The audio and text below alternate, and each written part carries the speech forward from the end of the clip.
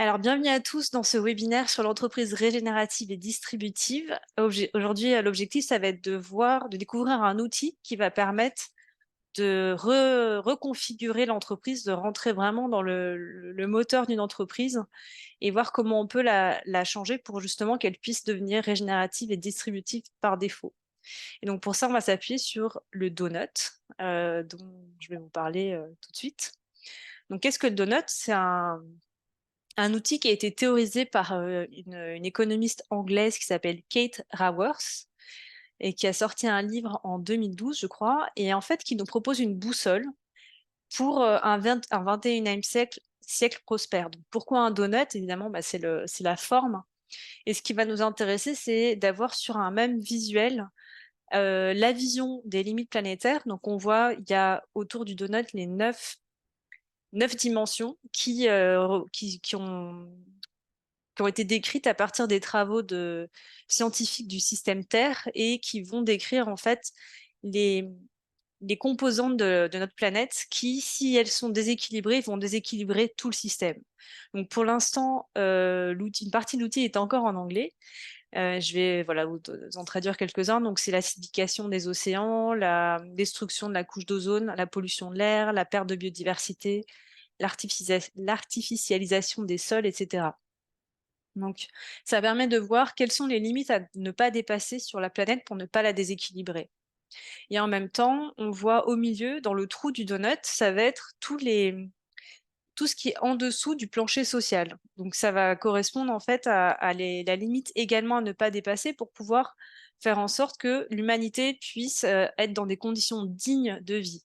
Donc là, on retrouve en fait les objectifs de développement durable de l'ONU, donc notamment l'accès à l'eau, la nourriture, la santé, la paix, la justice, avoir une voix politique, l'égalité de genre, le logement, l'infrastructure, etc. Donc le constat aujourd'hui, c'est que c'est qu'on aimerait évidemment que l'humanité se retrouve dans cet espace sain qui est le cœur, enfin pas le cœur, le contour en fait du donut, et pas dépasser ni d'un côté ni de l'autre. Et le constat, c'est qu'aujourd'hui, on est dans un monde qui est loin d'être en équilibre, puisqu'on voit qu'au niveau de la perte de biodiversité, on a largement dépassé ce qui était acceptable.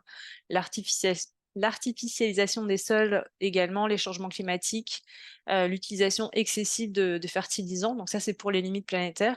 Et on voit aussi, si on regarde le trou, le cœur du donut, qu'il y a des milliards de personnes aujourd'hui sur la planète qui n'ont pas accès à une vie digne et qui n'ont pas accès au minimum pour avoir une vie convenable, que ce soit l'éducation, la justice, etc., tout ce qu'on a vu juste avant. Donc ça, c'est le constat. On est loin de vivre dans une situation idéale et ça, évidemment, on en est tous conscients. Donc l'objectif, ça va être de réfléchir à comment changer la dynamique pour changer l'avenir.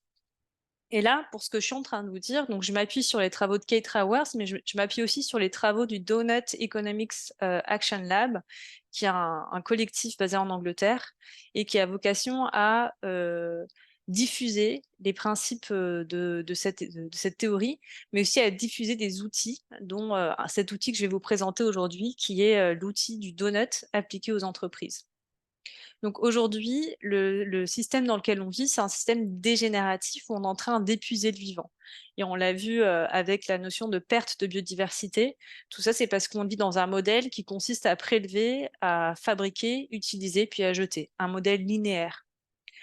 Et le modèle vers lequel il serait plus judicieux de tendre, ça serait d'avoir un modèle régénératif qui permette de reproduire et de s'insérer dans le cycle du vivant et qui nous permettrait de rester dans ses limites planétaires. Donc là, je pense qu'on connaît tous l'économie circulaire, le biomimétisme, les produits biodégradables, et qui permet en fait cette notion de circularité de réutiliser, de faire avec des matériaux qui soient biologiques pour éviter le plus possible de jeter, puisqu'on sait bien que dans la nature, jeter n'a pas de sens puisque tout est un nutriment pour une autre espèce. Donc à voir comment nous aussi on peut s'inspirer de ça pour pouvoir passer à un modèle plus régénératif. Et si on passe sur le volet social, comment est-ce qu'on peut passer d'un système polarisant où on voit qu'en fait c'est un petit nombre de personnes qui va capter la valeur d'une grande partie de l'humanité, ou on est dans un système qui va chercher à polariser pour avoir le plus de richesse dans les mains des mêmes personnes. Et l'objectif ici, c'est de se poser la question, comment est-ce qu'on peut passer de ce système, de ce modèle polarisant à un modèle distributif qui permette de partager les opportunités et la valeur avec toutes celles et ceux qui la co-créent, de manière à faire entrer les personnes, l'humanité dans ce plancher social à l'intérieur du donut et faire en sorte que chacun puisse avoir un accès équitable à la valeur. Donc pour donner quelques exemples, aujourd'hui, le modèle dégénératif, le modèle dans lequel on est, il a fait la place, on va dire, au développement durable depuis quelques décennies. Mais ici, on va aller chercher à aller plus loin. Parce qu'en fait, le développement durable, quelque part, c'est l'idée de faire moins pire. C'est de faire en sorte d'être moins néfaste. Et ici, on va aller chercher au-delà. Si on s'inspire d'une forêt, par exemple, une forêt, elle a un écosystème qui s'autorégénère. Elle a la capacité d'amener de la fraîcheur en été, elle a la capacité de faire en sorte de créer les conditions de résilience pour cet écosystème. Donc aujourd'hui, on est encore dans un système de dégradation. On a parlé de développement durable, on s'est dit qu'on allait essayer de faire moins de mal, donc on va essayer de moins déforester ou de faire attention à garder le paysage tel qu'il est, sans nuire plus. Mais nous, ce qu'on va chercher à faire, c'est voir comment, avec nos entreprises, on peut réussir à aller dans cette notion de restauration, faire en sorte de rendre plus beau, de redonner à un écosystème ses capacités de se restaurer. On peut prendre un autre exemple aussi, donc c'est l'obsolescence programmée. Donc aujourd'hui en France, l'obsolescence programmée est interdite, mais bon, il y a une obsolescence psychologique qui fait qu'on continue à acheter et à jeter un grand nombre de produits, notamment des produits informatiques. Donc effectivement, dans une démarche intermédiaire, on a beaucoup parlé de développement durable, de recyclable, de recyclage, recyclage de produits numériques, par exemple. Et l'étape supérieure, si on veut aller vraiment dans ce régénératif, c'est d'imaginer des produits qui soient réparables, qui soient modulaires, pour faire en sorte qu'on garde les produits le plus longtemps possible, plutôt que de les utiliser et de les renouveler à chaque fois qu'il y en a un nouveau qui sorte. Si on va du côté du plancher social, et qu'on prend l'exemple de la fast fashion, on voit ce côté vraiment polarisant où l'objectif c'est pour certaines marques de capter la valeur à travers toute la chaîne de valeur et de faire en sorte d'extraire le plus, quitte à ce qu'il y ait des personnes en bout de chaîne au Bangladesh, par exemple, qui aient des salaires de misère pour qu'à la fin, ceux qui soient vraiment directs avec les clients puissent extraire le plus de valeur. Alors une étape intermédiaire qui soit inclusive, ça va être de se dire on va offrir un salaire décent aux personnes dans notre entreprise, éventuellement aux fournisseurs. Mais si on veut aller un cran plus loin et aller vers cette notion de distributif, l'idée c'est d'avoir à la fois un salaire décent, mais aussi permettre de participer aux bénéfices et d'ouvrir, pourquoi pas, le capital de l'entreprise. Une autre façon de voir ce sujet-là, c'est de penser à la façon dont les entreprises sont dans un système de concurrence très agressif, où on va faire la guerre des brevets, on va essayer d'extraire le plus possible, une fois de plus, la valeur à travers euh, un accaparement en fait de la connaissance. Donc ça peut donner lieu à une étape intermédiaire à des partenariats qui vont permettre certains transferts de technologie. Mais si on veut aller encore plus loin, c'est vraiment diffuser cette connaissance. Et là, on a par exemple Drupal, hein, une plateforme qui permet de faire des logiciels. Ou alors une entreprise de vêtements qui s'appelle Houdini et qui met en open source tous ses patrons. Donc il y a d'autres façons, d'autres modèles en fait vers lesquels on peut tendre pour essayer d'envisager différemment nos entreprises et aller dans le cas présent dans un modèle plus distributif. Donc aujourd'hui, on constate en fait ces différentes dimensions et le Donut Economics Action Lab en fait est allé chercher auprès d'une centaine d'entreprises à travers le monde, est allé chercher qu'est-ce qui crée les conditions de ces situations.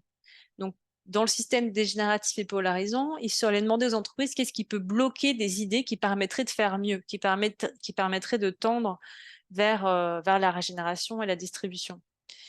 Et ce qui est ressorti à travers les entretiens qu'ils ont menés, c'est le fait que des processus soient obsolètes, des objectifs financiers qui sont rigides, une pensée à court terme, une culture forte de la hiérarchie, des silos, qui empêchent cette innovation, des idées qui permettent vraiment d'avancer vers la régénération.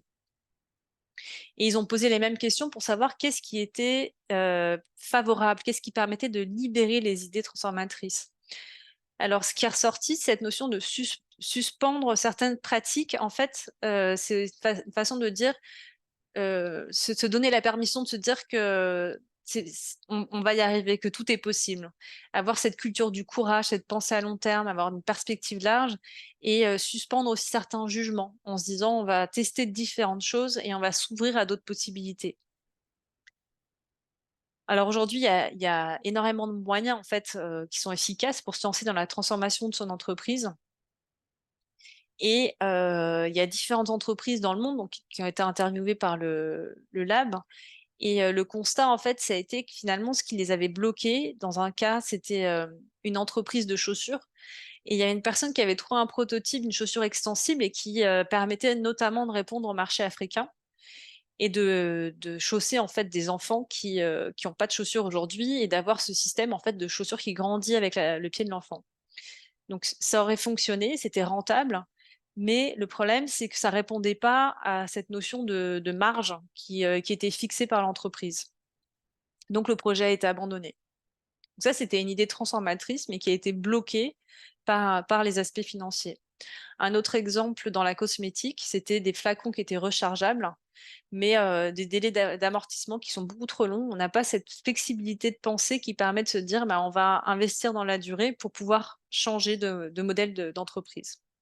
Et enfin, un troisième exemple avec les vêtements.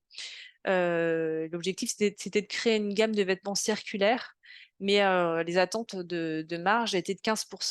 Donc finalement, ça tue dans l'œuf des idées, puisqu'il y a des attentes qui sont complètement contradictoires avec, une vision beaucoup plus long terme pour pouvoir tendre vers un modèle d'entreprise beaucoup plus régénératif et distributif. Donc le constat aujourd'hui, c'est que les seules organisations qui sont capables d'être du côté droit, du côté de la régénération et de distribution, ça va être les ONG, les associations, les services publics, parce qu'en fait, c'est inscrit dans leur raison d'être. C'est inscrit dans leur objectif d'avoir, des actions de régénération, d'être, distributives. Mais aujourd'hui, les entreprises sont vraiment centrées sur, le fait de maximiser les marges et les dividendes. Pas toutes, en tout cas, la plupart des entreprises sont de fait dans ce système dégénératif et polarisant parce qu'elles ont des objectifs de marge et de dividendes. Donc finalement, pour pouvoir faire en sorte que ces entreprises qui sont dans le business as usual puissent passer de l'autre côté, il va falloir vraiment, rentrer dans la configuration de l'entreprise pour pouvoir faire évoluer les choses et la faire basculer de l'autre côté. Et c'est une entreprise qui est vraiment reconfigurée, donc en anglais on dit le deep design, qui va permettre de débloquer toutes ces idées, toutes ces autres façons de voir l'entreprise, toutes ces façons de rentrer dans un autre modèle, heu, qui vont pouvoir être débloquées grâce à une reconfiguration. Donc aujourd'hui, il y a d'autres moyens que la reconfiguration et c'est important de les mentionner puisque là, je vais vous présenter un outil, mais en même temps, c'est quand même bon de valoriser le fait qu'on peut arriver à travers, du lobbying, avoir une pression, publique, en étant en entreprise modèle, en montrant un leadership éclairé et en faisant, des cas, en fait, des cas d'usage qui prouvent qu'on peut changer les choses.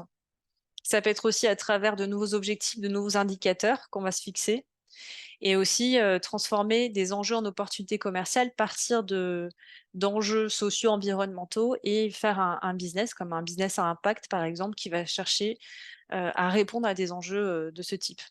Donc ça existe déjà. Nous, ce qu'on va proposer, c'est quelque chose, un peu différemment. C'est de reconfigurer l'entreprise, à travers 5 leviers, 5 dimensions. Donc pour ça, le lab s'est inspiré des travaux de Marjorie Kelly, qui est une auteure et théoricienne américaine et c'est à travers ces travaux qu'ils ont pu faire émerger ces cinq dimensions.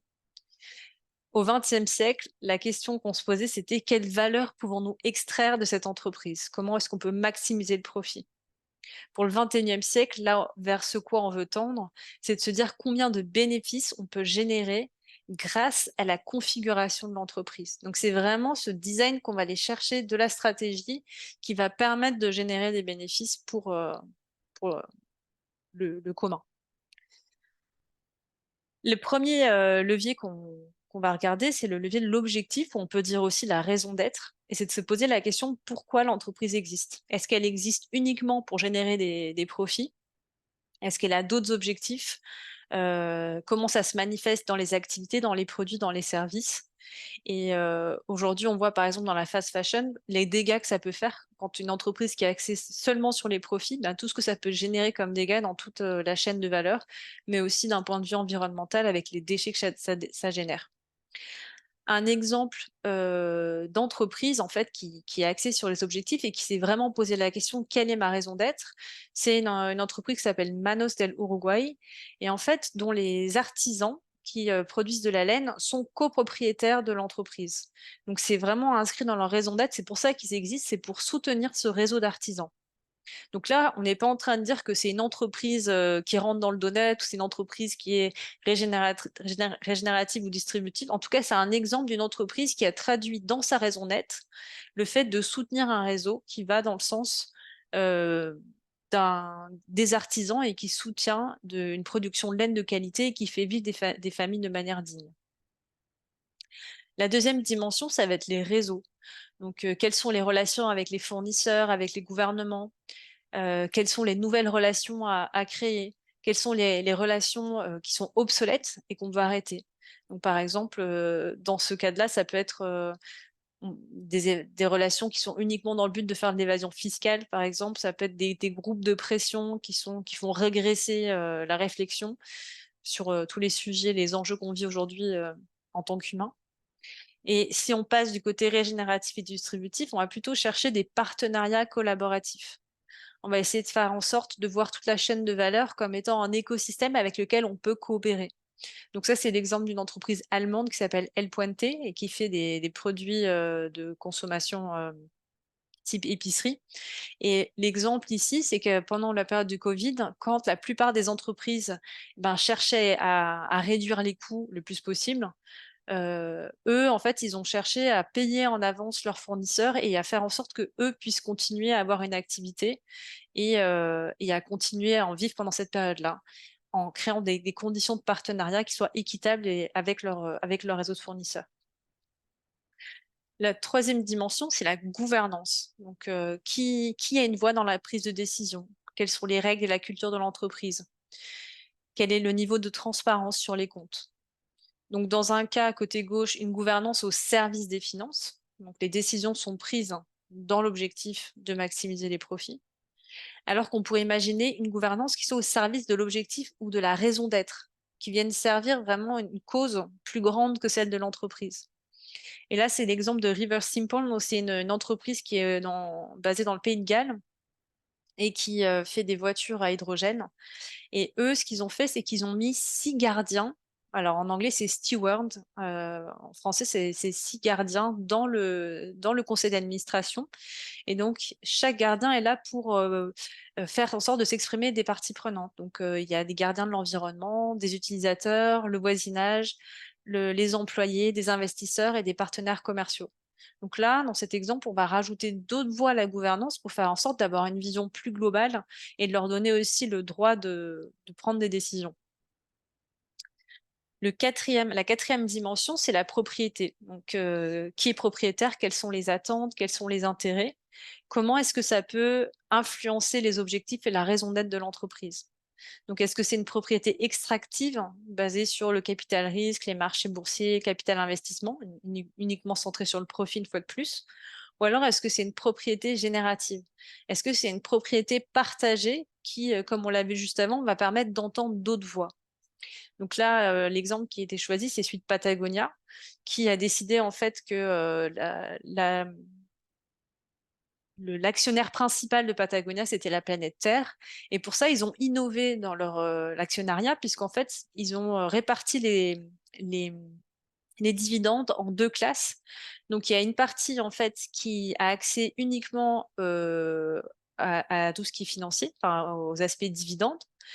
J'ai dit les dividendes, pardon, donc ils ont réparti les actions en 2 classes. Une classe d'actions qui est en lien avec les dividendes et tout ce qui est financier, et une classe d'actions qui est en lien avec le droit de vote.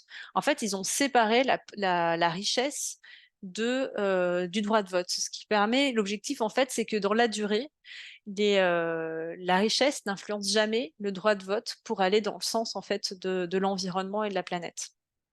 Donc ça, c'est une autre façon d'innover. C'est une autre d'innover, mais dans cette configuration, d'entreprise dont on parle depuis le début, qui est celle de la propriété. Enfin, la 5e dimension, donc c'est la finance. On se pose la question, à cette étape-là de quelles sont les règles en matière de réinvestissement? Qu'est-ce qu'on fait d'un surplus? Quelles sont les attentes en matière de marge et de dividendes? On a vu tout à l'heure à quel point ça peut être bloquant quand on a des marges fixes. Ça empêche d'innover et ça empêche de proposer des solutions différentes à nos utilisateurs. Qu'est-ce qui est considéré comme un rendement équitable pour les investisseurs? Donc ça, c'est une partie des questions qu'on peut se poser.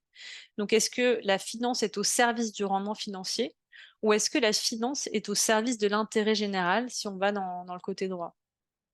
Et là, dans ce cas-là, on peut prendre comme exemple, un partenariat entre Body Shop et Plastics for Change, en fait, qui a consisté à garantir un meilleur cadre de vie à des populations en Inde qui ramassent, en fait, et qui vivent de la collecte de déchets plastiques. Et l'idée ici, c'était de permettre de financer dans la durée un partenariat avec une association locale, mais pour ça, pour arriver à faire ce type, avoir des bons résultats, à faire ce type de partenariat, c'est avoir une vision de la finance qui ne soit pas court-termiste et qui permette des investissements longs, sans attendre nécessairement des retours sur investissement, mais d'être dans vraiment cette logique d'intérêt général. Donc on a vu les 5 dimensions qui sont, sur lesquelles en fait on va pouvoir agir pour faire, cette reconfiguration de l'entreprise et lui donner les capacités de rentrer dans une logique de régénération et de distribution. Donc pourquoi est-ce que c'est avantageux en fait de faire cette reconfiguration? Heu, d'une part, c'est d'aligner les processus internes sur les objectifs de l'entreprise, c'est de voir s'il y a de la cohérence en fait entre ce qu'on dit et ce qu'on fait. C'est de permettre de nouveaux partenariats et d'engager les parties prenantes, voire de les impliquer dans la gouvernance ou dans la propriété comme on l'a vu, de canaliser les investissements vers des idées transformatrices. Si on veut, imaginer des chaussures qui soient, modulaires, biodégradables et cetera, bah, qu'elles ne soient pas bloquées, qu'il y ait des manières de réfléchir à la finance pour qu'elles puissent être orientées vers ces nouvelles idées. L'idée, c'est de pérenniser l'héritage et protéger la mission. On l'a vu avec Patagonia, c'est faire en sorte on peut faire en sorte, par exemple, que, l'entreprise soit protégée de fonds d'investissement ou d'actionnaires, en tout cas, qui soient dans cette logique de maximiser le profit, de faire en sorte que dans la durée, l'entreprise puisse garder cette raison d'être et cette mission, régénérative et distributive. Donc c'est, voilà, devenir régénératif et distributif à travers sa configuration et heu et voilà. On arrive au terme, il me semblait qu'il y en avait d'autres. Donc ça, c'était pour vous donner, un certain nombre, donc d'éléments sur un outil qui permet de devenir régénératif et distributif. Donc comme je l'ai dit, ça a été, construit par le Donut Economics Action Lab. Ce sont des formats d'ateliers qui permettent à l'entreprise, de reconfigurer donc, ces différentes dimensions et d'avoir une compréhension ensuite dans une première étape de où est-ce qu'elle se situe. Où est-ce qu'elle se situe au niveau des limites planétaires? Où est-ce qu'elle se situe au niveau des planchers sociales? Donc il y a différents formats d'ateliers. Il y en a un de 2 heures qui est assez rapide, qui est plus, on va dire, à un niveau de sensibilisation et il y a un format, d'atelier qui dure 4-5 heures, voire, une journée complète et qui permet vraiment à la fin d'arriver avec des idées innovantes pour reconfigurer, un ou plusieurs des 5 dimensions qu'on a sous les yeux. Donc c'est un modèle de reconfiguration qui est, libre et en open source. Il est accessible donc sur le site de Donut Economics Action Lab, donc je vous ai mis le lien, sur la slide. L'idée, c'est soit de l'utiliser en interne et donc là, on peut l'utiliser, de manière, libre puisque ça va être de transformer l'objectif du deal, hein, c'est de transformer les organisations. Soit, l'objectif, c'est d'utiliser pour une autre organisation et à ce moment-là, je vous invite bah, soit à vous rapprocher de moi pour en discuter, soit, aller sur le site et explorer un petit peu plus parce que si on est consultant ou si on est facilitateur, on va, s'inscrire en fait pour pouvoir, s'assurer qu'on est aligné en termes de vision et qu'on va utiliser l'outil dans sa totalité sans le modifier. Donc il y a simplement un document à renseigner et il s'agit aussi en fait de s'inscrire sur la plateforme pour pouvoir faire partie de la communauté. Puisque la contrepartie de l'open source, ça va être de faire un retour d'expérience, de dire, comment ça s'est passé, qu'est-ce qu'on a appris, quelles étaient des idées et de faire en sorte que dans l'esprit évidemment de la régénération et la distribution, ça va être de faire grandir la communauté, de partager les apprentissages et hem et faire en sorte que cet outil soit diffusé le plus possible. De mon côté, donc moi je suis facilitatrice et j'ai découvert cette méthode il y a à peu près 1 an, puisque c'est un outil qui a été développé et qui a été diffusé en novembre l'année dernière et j'utilise donc avec les entreprises, mais aussi avec les collectivités pour pouvoir les aider à faire cette transition. Donc si vous voulez participer à un atelier en présentiel ou en ligne, vous avez mes coordonnées. Il y aura un atelier le 10 novembre qui sera prévu, dans les Alpes-Maritimes, mais d'autres ateliers qui sont prévus aussi en ligne. Et si vous êtes, intéressé pour utiliser cet outil pour d'autres entreprises, vous pouvez donc accéder au site et trouver toutes les informations. Et sinon, vous pouvez aussi me contacter parce que j'aimerais, aussi, faciliter le travail à des personnes qui, comme moi, bah, veulent utiliser cet outil pour aider, d'autres entreprises. Donc merci en tout cas pour votre attention et j'espère que ça vous a donné envie d'aller plus loin.